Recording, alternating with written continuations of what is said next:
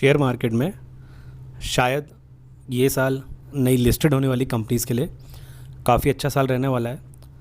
इस साल के 6 महीने बीत चुके हैं, जनवरी से लेकर जून तक समय बीत चुका है, जुलाई भी लगभग ख़त्म होने वाला है और अभी तक जितने कंपनीज़ के आईपीओ आए हैं उसमें सारी कंपनीज़ हैं मिलाकर 32,000 करोड़ रुपए मार्केट से कलेक्ट कर लिए हैं। और इतना ही फ़ंड पूरे जुलाई में जितनी भी कंपनियां आएंगी शायद वो इस पूरे महीने में इतना ही फ़ंड कलेक्ट कर लेंगी। तो मैं आज इस जुलाई में और आने वाले कुछ महीनों में जो भी आईपीओ आने वाले हैं उनके बारे में एक समरी वीडियो लेकर आया हूँ।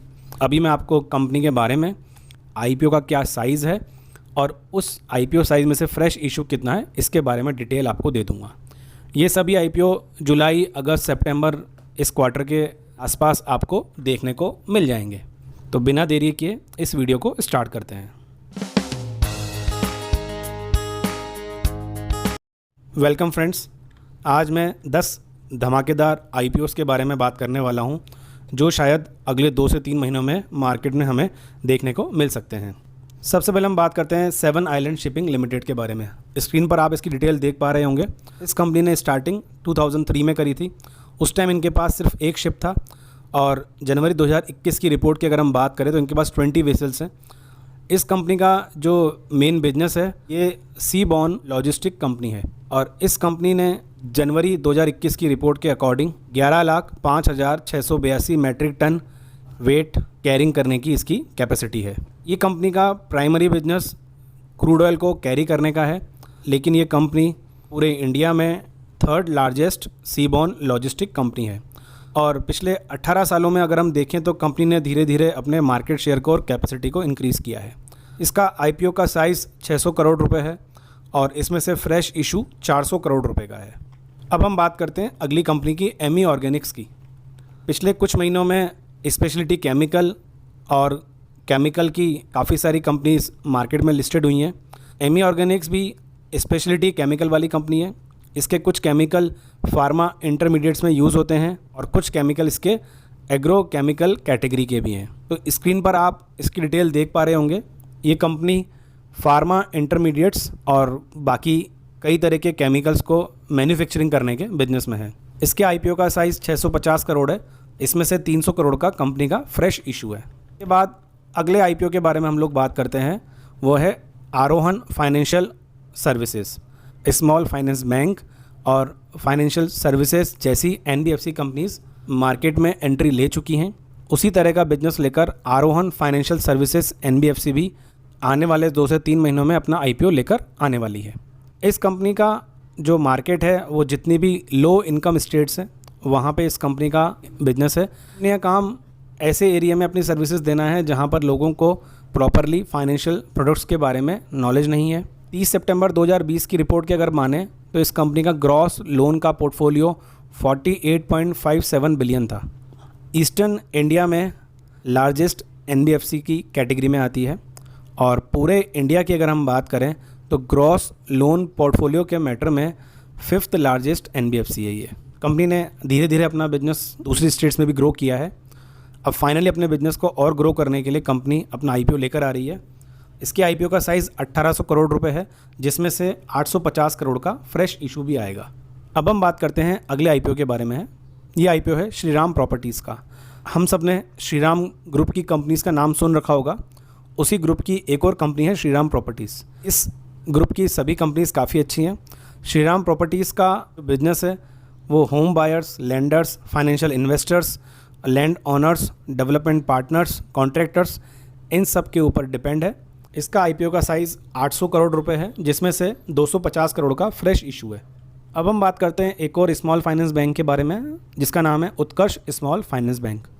एट प्रेजेंट जो टाइम चल रहा है वहाँ पर वैसे तो फाइनेंशियल एक्टिविटीज़ काफ़ी डेवलप हो चुकी हैं, पर फिर भी कुछ ऐसे एरियाज़ हैं जहाँ पर फाइनेंशियल एक्टिविटीज़ को और डेवलप करना बाकी है। ऐसे में ऐसे स्मॉल फाइनेंस बैंक की हमारे यहाँ काफ़ी रिक्वायरमेंट है। ये कंपनी उत्तर प्रदेश और बिहार में कुछ ऐसे सेगमेंट हैं जहाँ पर अभी तक फाइनेंशियल सर्विसेज प्रॉपरली नहीं चल पा रही हैं, वहाँ पर इस कंपनी का बिजनेस काफ़ी ग्रो कर रहा है। इस कंपनी का आईपीओ का साइज़ 1350 करोड़ है, जिसमें से 750 करोड़ का फ्रेश इशू है। अब हम बात करते हैं अगले आईपीओ के बारे में। अगला आईपीओ है विजय डायग्नोस्टिक। पूरे साउथ इंडिया में one of the largest integrated diagnostic business को चलाने वाली सबसे फास्ट ग्रोइंग चेन है ये। इस कंपनी का बिजनेस साउथ स्टेट्स में तेलंगाना, आंध्र प्रदेश और कैलकाटा ऐसी कुछ स्टेट्स में इसने अपना बिजनेस काफ़ी अच्छा ग्रो कर रखा है। टोटल 13 सिटीज़ में 11 लेबोरेटरीज़ और 80 डायग्नोस्टिक सेंटर्स ये कंपनी अभी चला रही है। कंपनी को अपनी ऑपरेशनल एक्टिविटीज़ का मैक्सिमम पार्ट दैट इज़ 96.2% अपने जोग्राफिक एरिया हैदराबाद, तेलंगाना और आंध्र प्रदेश से ही मिलता है। कंपनी के आईपीओ का साइज़ 2000 करोड़ रुपए है। इसमें फ्रेश इशू कितना आएगा इसकी इन्फॉर्मेशन अभी तक अवेलेबल नहीं है। नोवोको विस्टास आईपीओ, हो सकता है कुछ लोगों के लिए नाम ये नया हो। जो लोग निरमा पाउडर और निरमा साबुन बनाने वाली कंपनी को जानते होंगे वो ये भी जानते होंगे कि इस कंपनी का उससे क्या लिंक है। जब इसका आईपीओ आएगा तब हम उसके लिंकअप के बारे में डिटेल में बात करेंगे। अभी हम समझते हैं कि इस कंपनी का बिजनेस क्या है। इस कंपनी का बेसिकली बिजनेस है सीमेंट बनाने का। पूरे इंडिया में 5th लार्जेस्ट कंपनी है ये, और ईस्ट इंडिया में सबसे ज़्यादा लार्जेस्ट बिजनेस इसी कंपनी का है। क्रिसिल की रिपोर्ट की अगर हम माने तो ये कंपनी ने पूरे इंडिया की कैपेसिटी का 4.2% प्रोडक्शन अकेले ये कंपनी करती है, और ईस्ट इंडिया में टोटल सीमेंट कैपेसिटी का 17% इस कंपनी के थ्रू प्रोड्यूस होता है। तो इस तरह इस कंपनी का बिजनेस काफ़ी लीडिंग पोजीशन में है। इसके आईपीओ का साइज़ 5000 करोड़ रुपए है, जिसमें से 1500 करोड़ का फ्रेश इशू है। अब हम बात करते हैं आधार हाउसिंग फाइनेंस के बारे में। बैंकिंग इंडस्ट्री का बिजनेस वैसे भी ग्रो करता जा रहा है, और मैंने आपको बताया ही सही कि हमारे यहाँ जैसे जैसे हाउसिंग डेवलपमेंट की जो एक्टिविटीज़ हैं वो बढ़ती जा रही हैं, वैसे वैसे लोगों को अपना घर दिलाने के लिए हाउसिंग फाइनेंस कंपनी की डिमांड भी बढ़ रही है। उसी सेगमेंट में एक और कंपनी का आईपीओ आने वाला है। इसके ऊपर मैं ऑलरेडी डिटेल वीडियो बना चुका हूँ, उसका लिंक मैं आपको आई बटन में और डिस्क्रिप्शन में दे दूँगा। अगर आप चाहें तो डिटेल डिस्क्रिप्शन वहाँ से देख सकते हैं। फ़िलहाल हम यहाँ पे इसकी समरी के बारे में बात करते हैं। इस कंपनी का बिजनेस, जो भी अपना घर खरीदना चाहते हैं उनको घर खरीदने के लिए, घर के रिनोवेशन के लिए और घर को बनवाने के लिए लोन प्रोवाइड करना है। इस कंपनी के आईपीओ का साइज़ 7300 करोड़ रुपए है, जिसमें से 1500 करोड़ का फ्रेश इशू होगा। इसके बाद हम एक और स्मॉल फाइनेंस बैंक के बारे में बात करते हैं, ESAF। पिछले कुछ समय में small finance bank, financial services, housing finance companies, इनका काफ़ी अच्छा बोलबाला मार्केट में रहा है। उसी को देखते हुए धीरे धीरे सारे स्मॉल फाइनेंस बैंक अपना आईपीओ लेकर मार्केट में लिस्ट होने की तैयारी कर रहे हैं। इस स्मॉल फाइनेंस बैंक को लगभग 25 साल हो चुके हैं, और इसका बिजनेस 16 स्टेट्स में 403 ब्रांचेस के साथ ईज़िली चल रहा है। ये कंपनी 30 नवंबर 2019 तक 3.73 मिलियन कस्टमर्स को अपनी सर्विसेज दे चुकी है। इसका आईपीओ का साइज़ 976 करोड़ है, उसमें से 176.20 करोड़ का फ्रेश इशू है। लास्ट बट नॉट लीस्ट सबसे धमाकेदार आईपीओ के बारे में बात करने वाले हैं। इसकी जो मेन कंपनी है वो है 197 कम्युनिकेशन, जिसे हम पेटीएम के नाम से जानते हैं। पेटीएम ने 2009 में लॉन्चिंग करके डिजिटल पेमेंट को इंक्रीज़ करने की काफ़ी कोशिश की थी। नोटबंदी के बाद से जब लोगों को डिजिटल पेमेंट की हैबिट लगी तो धीरे धीरे लोगों ने पेटीएम को और अपनाना स्टार्ट किया। आज पेटीएम सिर्फ डिजिटल पेमेंट ही नहीं, एक टेक कंपनी बन चुकी है।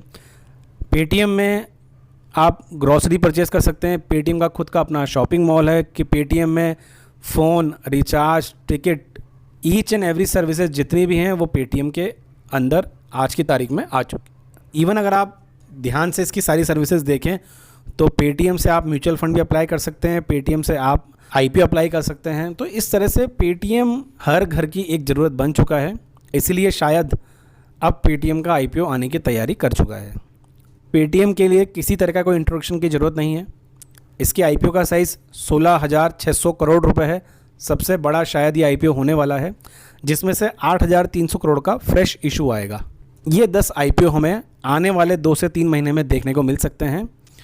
ये लिस्ट और भी बढ़ सकती है और हो सकता है इसमें से कुछ आईपीओ पोस्टपोन हो जाए। इनके बारे में डिटेल वीडियो आप मेरे चैनल पे ही देख सकते हैं। मिलता हूँ आपसे अगली बार। नमस्कार।